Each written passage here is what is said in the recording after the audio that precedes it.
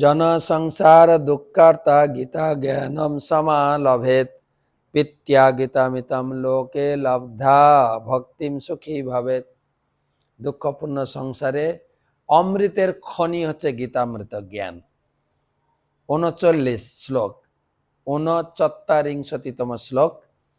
এষা তেহ বিহিতা সাংখ্যে বুদ্ধি যোগে তিমাম শৃণু বুদ্ধিয়া যুক্ত জয়া পার্থ কর্ম বন্ধম প্রহাস্যসি।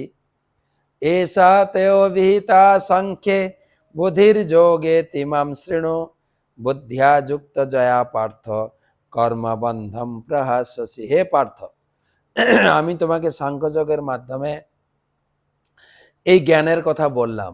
এখন তুমি নিষ্কাম কর্ম সম্পাদনের মাধ্যমে বুদ্ধি যোগের কথা শ্রবণ করো, যার দ্বারা তুমি কর্মবন্ধন থেকে মুক্ত হবে।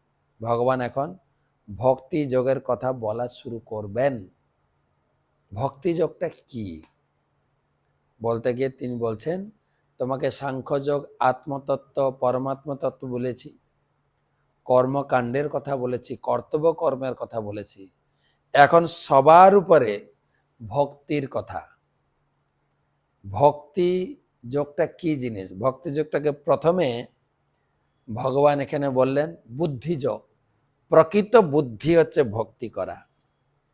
কারোর বুদ্ধি না থাকলে ভক্তি যোগে ঢুকতে পারে না, ভক্তি করতে পারে না। তবে ভগবান বলেছেন 10ম অধ্যায়ে, কারো যদি ভক্তি করার বুদ্ধি না থাকে আমি তাকে হৃদয় থেকে বুদ্ধি দেব।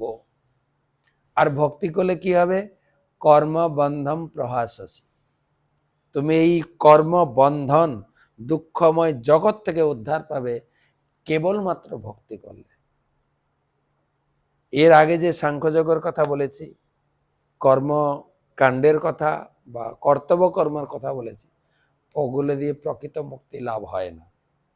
মুক্তি লাভ করতে গেলে কর্মবন্ধম প্রহাস্যসি, এই কর্মের জটিলতা, জীবনের দুঃখ শোক থেকে মুক্ত হতে গেলে বুদ্ধিযোগ বা ভক্তিযোগে প্রবেশ করতে হবে।